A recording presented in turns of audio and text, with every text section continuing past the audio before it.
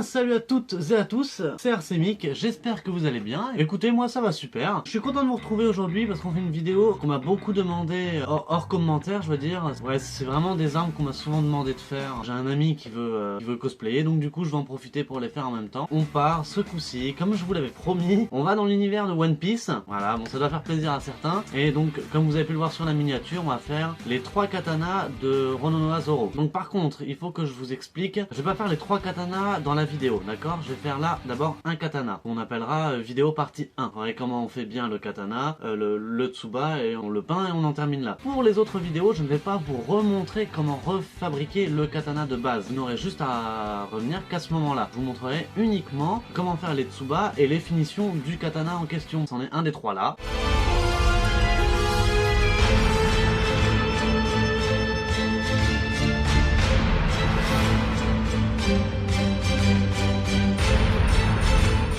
Donc voilà, donc maintenant que vous avez vu de quel katana je voulais parler, enfin en tout cas un des 3, on va faire le plus simple pour l'instant pour repartir vraiment sur une base de katana simple, puisque dans la vidéo précédente on m'a dit que qu'on me comprenait pas toujours quand j'expliquais, donc là je vais essayer de mieux expliquer, d'accord? Alors tout d'abord, prenez les liens qu'il y a dans la description pour fabriquer le katana. Ça va être 4 feuilles, donc les 4 premières feuilles ça va être pour la fabrication du katana. Voilà, donc vous avez vos 4 feuilles pour faire votre katana. Vous les imprimez, vous les scotchez les unes aux autres, vous découpez le tour du katana. Donc au niveau du manche, donc on est à une hauteur là de 3 cm, vous continuez le manche sur une hauteur de 3 cm. Vous posez sur votre planche de balsa l'ensemble que vous avez collé et vous dessinez le tour et ensuite vous venez couper. Là jusque là normalement c'est relativement clair. Une fois que vous avez découpé déjà vos deux parties sur votre planche de balsa, vous devriez vous retrouver avec ça. N'oubliez pas, c'est sur du balsa de 1 mm. Ensuite, une fois que vous avez fait ça, première étape va être de définir l'endroit du manche. Vous vous mettez au bord là, à l'angle de la fin du katana, et vous vous mettez à 25 cm. La longueur du manche fait 25 cm. Vous tracez votre trait ici, au 25 cm. Ensuite, vous prenez votre règle, et tous les 6 cm à partir de ce trait, voilà, vous faites un petit point comme ça, tous les 6 cm. Hop, hop, hop, hop, hop. La prochaine étape va être de prendre une planche de balsa de 2 mm, et de faire une petite barrette de 4 mm d'épaisseur. Une fois que ça c'est fait, je pense que c'est là l'étape où les gens comprennent le moins ce que je veux faire. Je vais faire simple. Vous avez votre baguette de 4 mm sur du balsa de 2. Vous prenez votre planche que vous avez numérotée avec votre espace de 6 cm là. C'est important de numéroter, d'accord? Parce que c'est pas tous la même hauteur. Je vous rappelle que là ça fait 3 cm, mais là ça fait 2 cm 5. Donc alors ce que je fais moi personnellement, c'est que je prends mon premier endroit là, je viens poser ma baguette ici pour avoir ma mesure et je trace un petit trait ici. Environ 2 mm au-dessus. Ensuite, je fais un petit 1, bon, on dirait plus un A. Bon, enfin bref. Je fais un petit 1 pour dire que c'est celui qui correspond avec celui-là. Je me décale comme ça, je me mets au niveau du 2, je trace mon petit trait en bas, hop, et je fais un 2. Pour me dire, ok, ce sera celui-là. Pour le 3, pareil, je me mets là, je trace mon trait en bas, petit 3. Et ainsi de suite, jusqu'au 12e.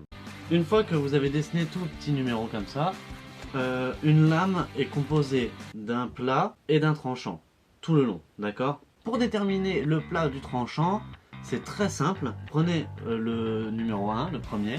À partir du là, vous mesurez 1 cm de haut. Vous voyez, j'ai mesuré 1 cm de là à là. Vous tracez le trait des 1 cm. Donc ensuite, il va falloir déterminer le tranchant. Pour ça, c'est simple. Vous mettez au niveau du trait qu'il y a là et vous déterminez la moitié, à peu près. Voilà, vous voyez le petit point, ça détermine la moitié. Donc voilà, et là en gros vous avez une pièce et il faut refaire ça sur toutes les autres. Donc je vais vous remontrer, je vais le refaire sur celle du 2. Donc je me mets en haut, hop, 1 cm, je trace ma ligne, je prends le milieu et je trace mes angles. Donc voilà, normalement ça devrait vous faire quelque chose comme ça. Et vous faites ça sur toute votre baguette. Je ne parle pas de celle de Super Connard. Hein. Donc voilà, une fois que vous les avez toutes découpées, il ne vous restera plus qu'à les coller là où vous les avez numérotées avec de la colle à bois. Donc voilà, donc alors une fois que vous avez découpé vos 11 petits bouts, normalement, si vous n'avez pas fait de bêtises, je vous avais dit que au niveau du 1 ça faisait 3 cm et au niveau du 11 ça faisait 2 cm 5 à peu près. Hop, en termes de hauteur, vous voyez pas la même au niveau de la pointe. Pourtant le haut sont à la même hauteur, d'accord? Et vous voyez que c'est bien 1 cm encore ici, comme là, d'accord? Donc tout le long de vos petits bouts, vous gardez le 1 cm de hauteur. Donc alors pour le 12e, c'est un petit peu différent. Il va falloir que vous preniez votre baguette comme ça et que vous veniez la poser comme ça. Vous dessinez un angle comme ça. C'est celui qui va venir se poser. Voilà, donc en gros vous faites ça, l'angle en haut pour déterminer, dire qu'il est travers. Vous faites l'angle approximatif comme vous voulez. Ensuite vous tracez 1 cm et après vous tracez jusqu'à pas arriver au bout. Et ensuite pareil, du coup vous le collez avec de la colle à bois. Ensuite l'étape suivante va être de prendre du balsa de 4 mm d'épaisseur et de découper balsa de 4 mm d'épaisseur. Vous tracez 25 cm comme ça, coupez là, et vous faites deux bandes de 1 cm. Donc vous vous retrouvez avec deux petites baguettes comme ça et vous prenez 4 bâtons de glace, dont un que vous coupez en deux. Coupez au centre avec ce que vous avez, un ciseau, cutter. Faites gaffe de ne pas vous blesser quand même. Donc maintenant on va assembler le tout. Donc normalement ça devrait vous faire quelque chose comme ça. Et le 12e il est posé comme ça. Donc ensuite il va falloir que vous preniez une première planche comme ça. Vous mettez de la colle ici et vous venez le poser en haut. Ensuite, vous allez prendre deux bâtons de glace. Vous mettez de la colle sur un côté comme ça, voilà. Et les bâtons de glace, vous venez les poser comme ça. Première épaisseur de bâton de glace. Ensuite, pour la deuxième épaisseur, donc pareil, rebelote, de la colle ici. Hop, et lui, vous venez le coller là, entre les deux. D'accord, donc du coup vous voyez un petit peu une différence de hauteur. Et donc les deux autres bouts que vous avez coupés, donc vous les mettez comme ça. Un bout ici et un bout ici. Là du coup vous êtes à même hauteur avec les baguettes là. Et ensuite vous revenez reposer votre deuxième baguette juste en dessous, à l'étage du dessous. Donc de la colle ici toujours. Et vous venez le poser en dessous. Une fois que ça c'est fait, vous attendez que ça sèche et vous collez votre deuxième partie. Donc n'oubliez pas, vous mettez de la colle à bois tout sur le manche, ici là, et uniquement sur le côté plat, voilà, uniquement sur le côté là, sur les 1 cm en haut. Donc alors, une fois que vous avez collé votre deuxième partie sur la première, donc là normalement il doit y avoir le tranchant. Donc là ce qu'on va faire c'est qu'on va venir coller nos parties sur le manche. Ce qu'il va falloir faire maintenant c'est sur une planche de balsa de 4 mm couper deux bandes comme ça de 3 cm de large. Donc là 3 cm de hauteur sur 25 cm. Et vous faites également deux bandes comme ça sur du balsa de 4 mm encore. Deux bandes de 1,5 cm de haut mais sur 25 cm de long. Et avec de la colle à bois, un côté là, un côté dessus et en dessous, ok? Alors, pour coller le tranchant de la lame, il n'y a rien de plus simple. Vous vous munissez d'un pinceau et vous venez mettre de la colle à bois dans les petits trous ici, comme ça, hop, vous peignez en gros l'angle, la pointe un petit peu, et vous prenez une passe à linge et vous venez appuyer dessus comme ça, et vous la laissez. Et vous faites ça sur tout le long de la lame. Une fois que vous avez mis toutes vos passes à linge, voilà, vous devriez vous retrouver quelque chose comme ça. Maintenant, l'angle est collé. Ok? Donc ce qu'il va falloir faire maintenant, ça va être de venir poncer à l'aide de papier de verre de 120 grammes. Vous poncez en dessous et au-dessus de la lame.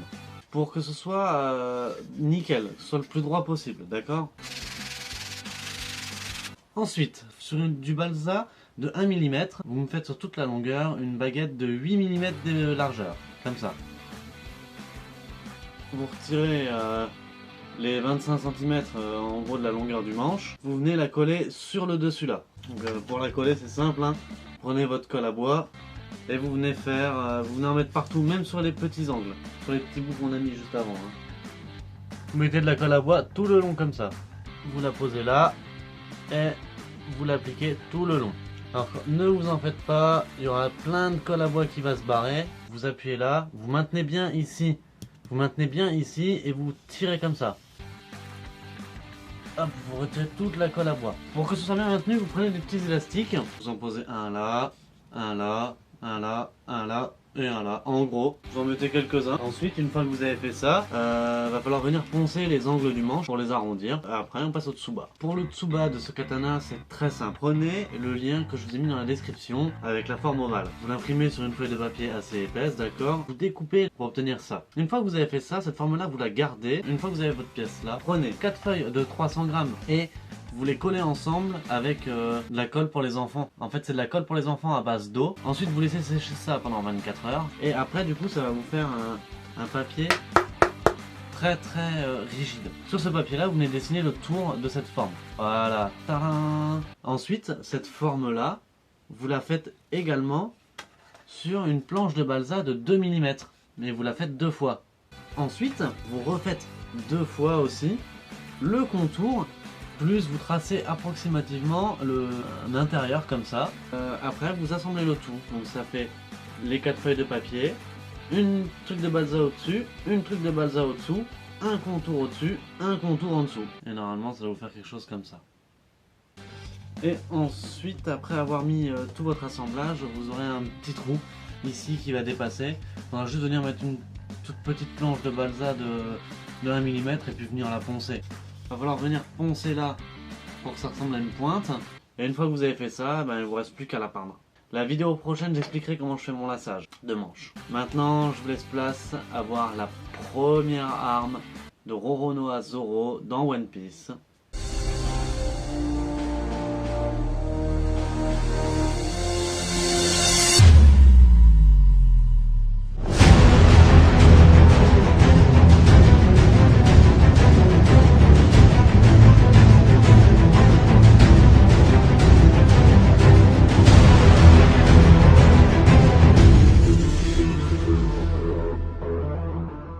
Donc voilà, j'espère que cette vidéo vous a plu. Si c'est le cas, comme toujours, n'hésitez pas à me mettre un gros pouce bleu, à partager, à liker. N'oubliez pas que c'est une vidéo qu'on m'a beaucoup demandé, alors partagez-la en masse, vraiment ça me ferait super plaisir. Et puis on se retrouve mercredi pour la deuxième arme de Roronoa Zoro. Allez, salut tout le monde!